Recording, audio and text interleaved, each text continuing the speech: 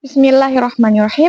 Assalamualaikum warahmatullahi wabarakatuh. Halo teman-teman, kembali lagi dengan aku, Selvia Zainur, dari Prodi Pendidikan Agama Islam, dengan NIM 230501001. Seperti biasa teman-teman, video ini akan mereview sebuah jurnal yang berjudul Inovasi Strategi Pembelajaran PAI dalam Meningkatkan Mutu Pendidikan PAI. Di judul ini kita akan membahas dua poin. Yang pertama yaitu bagaimana konsep dasar inovasi pembelajaran PAI. Yang kedua yaitu apa saja inovasi strategi pembelajaran PAI. Guna video ini adalah untuk melengkapi tugas dari mata kuliah strategi dan model pembelajaran PAI yang diampu oleh Ibu dosen Ibu Novita Yanti MPD. Oke teman-teman, mari kita bahas poin yang pertama, yaitu bagaimana konsep dasar inovasi pembelajaran PAI. Inovasi itu berarti pembaharuan. Pada sisi lain, inovasi merupakan suatu ide, hal-hal yang praktis, metode, cara, barang-barang buatan manusia yang diamati, dirasakan sebagai sesuatu yang baru bagi seseorang atau sekelompok orang. Inovasi sebagai perubahan disengaja baru, khusus untuk mencapai tujuan-tujuan sistem. Hal yang baru itu dapat berupa hasil invention atau discovery yang digunakan untuk mencapai tujuan tertentu dan diamati sebagai sesuatu yang baru bagi seseorang atau kelompok masyarakat. Jadi perubahan ini direncanakan dan dikehendaki. Selanjutnya, yang menjadi dasar dan tujuan dari inovasi pembelajaran PAI adalah mengacu pada inovasi pendidikan, karena pembelajaran itu merupakan komponen dari pendidikan itu sendiri. Salah satu permasalahan yang dihadapi dunia pendidikan sekarang ini adalah yaitu rendahnya kualitas pembelajaran, termasuk pada kualitas pembelajaran PAI pada masa sekarang ini. Adapun tujuan dari pembaharuan pendidikan adalah meningkatkan efisiensi, relevansi, kualitas, dan efektivitas sarana serta jumlah peserta didik yang sebanyak-banyaknya dengan hasil pendidikan yang sebesar-besarnya dengan menggunakan tenaga, sumber, uang, alat, dan waktu yang sekecil-kecilnya.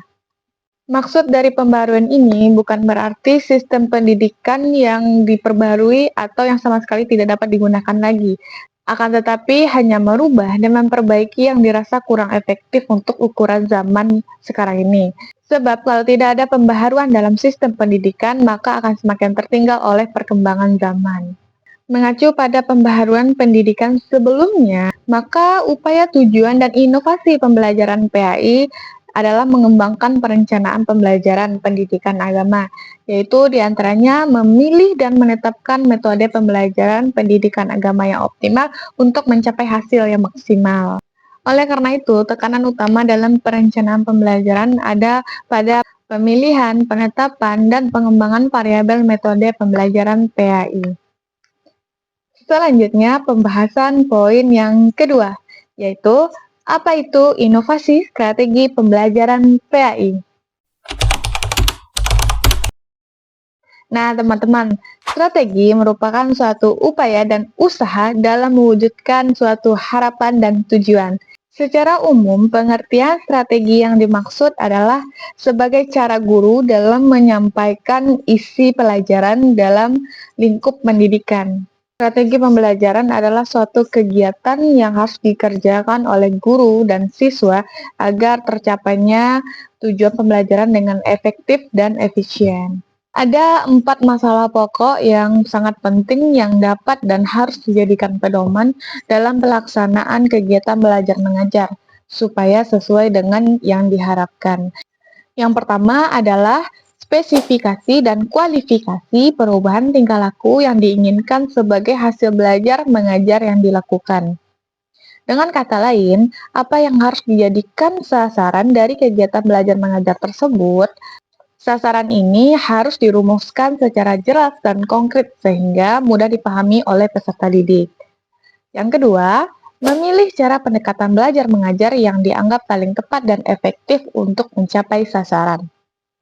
Bagaimana cara kita memandang suatu persoalan, konsep, pengertian, dan teori apa saja yang digunakan dalam memecahkan suatu kasus akan mempengaruhi hasilnya. Yang ketiga adalah memilih dan menetapkan prosedur, metode, dan teknik belajar mengajar yang dianggap paling tepat dan efektif. Metode atau teknik penyajian untuk memotivasi siswa supaya murid-murid terdorong dan mampu berpikir bebas dan cukup keberaniannya untuk mengemukakan pendapatnya sendiri. Yang keempat adalah menetapkan norma-norma dan kriteria keberhasilan. Sehingga guru mempunyai pegangan yang dapat dijadikan ukuran untuk menilai sampai sejauh mana keberhasilan tugas-tugas yang telah dilakukannya. Suatu program baru diketahui keberhasilannya setelah melakukan evaluasi. Sistem penilaian dalam kegiatan belajar mengajar merupakan salah satu strategi yang tidak bisa dipisahkan dengan strategi dasar lainnya. Apa yang harus dinilai dan bagaimana penilaian itu harus dilakukan, termasuk kemampuan yang harus dimiliki oleh seorang guru.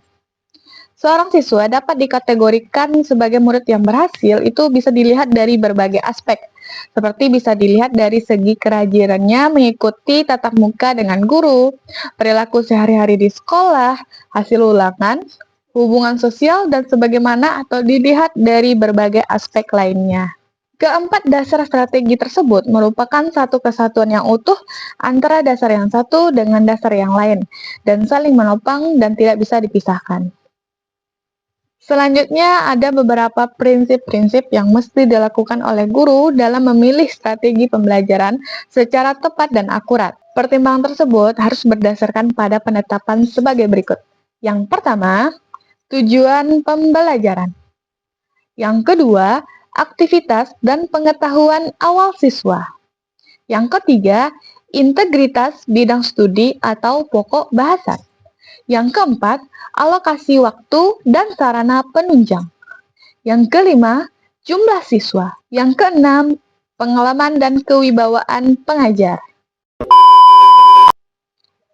Strategi pendidikan agama Islam merupakan rencana yang disusun oleh guru dalam membimbing, membantu, dan mengarahkan siswa yang sedang belajar untuk mencapai tujuan instruksional khusus. Strategi pembelajaran dapat dibedakan menjadi 3 jenis, yaitu yang pertama, strategi pengorganisasian isi pembelajaran. Yang kedua, strategi penyampaian isi pembelajaran. Dan yang ketiga, strategi pengelolaan pembelajaran. Ketiga dari jenis pembelajaran ini, teman-teman bisa lihat di sini. Dalam hal pengorganisasian bahan, guru harus memperhatikan beberapa hal. Yang pertama adalah bahan pembelajaran harus sesuai dengan urutan tujuan. Yang kedua, urutan bahan memperhatikan kesinambungan, yang artinya antara bahan yang satu menjadi dasar bahan yang lain. Yang ketiga yaitu bahan disusun dari yang sederhana menuju yang kompleks, dari yang mudah menuju yang sulit, dari yang konkret menuju ke yang abstrak. Yang keempat yaitu sifat bahan yang faktual dan ada yang konseptual. Contoh pengorganisasian bahan pembelajaran agama Islam, pokok bahasan rukun iman dapat disusun seperti ini. Dalam penyampaian bahan pembelajaran, guru perlu memperhatikan bahwa pemahaman belajar masyarakat ini bertujuan untuk menyampaikan pesan-pesan yang dapat berupa pengetahuan, wawasan, keterampilan, dan perasaan. Strategi penyampaian bahan tersebut dapat dibedakan menjadi 2 bagian. Yang pertama yaitu strategi ekspositori, yakni penyampaian bahan secara tuntas oleh guru sebelum disampaikan kepada anak didik. Dalam hal ini, anak didik hanya tinggal mendengarkan, mencatat, menghafalkan bahan yang disampaikan oleh ibu gurunya. Yang kedua, yaitu strategi inquiry, yakni penyampaian bahan pengajaran yang mengharuskan pengelolaan bahan oleh siswa. Inquiry meletakkan dasar dan pengembangan cara berpikir sehingga berkembang pula kreativitas siswa dalam menghadapi dan memecahkan masalah. Strategi pendidikan dalam konteks pembelajaran adalah langkah-langkah nyata yang ditempuh oleh guru dan anak didik secara sistemik dan sistematik untuk mencapai hasil yang optimal sesuai dengan harapan. Nah, adapun langkah-langkah itu meliputi yang pertama adalah merumuskan spesifikasi dan kualifikasi perubahan tingkah laku yang diinginkan sebagai hasil belajar. Yang kedua, memilih cara pendekatan belajar mengajar yang dianggap penting tepat, dan efektif untuk mencapai sasaran. Pendekatan di sini berarti cara memandang persoalan, konsep pengertian, jenis teori yang digunakan untuk memecahkan suatu kasus yang dapat mempengaruhi hasilnya. Yang ketiga, menetapkan prosedur, metode, dan teknik belajar mengajar yang dianggap paling tepat dan efektif. Yang keempat, menetapkan norma-norma atau kriteria keberhasilan yang dapat dijadikan ukuran untuk menilai pencapaian tujuan yang telah ditetapkan. Keempat langkah tersebut harus dijadikan pedoman bagi pelaksanaan kegiatan belajar mengajar agar tercapai hasil yang sesuai dengan yang diharapkan.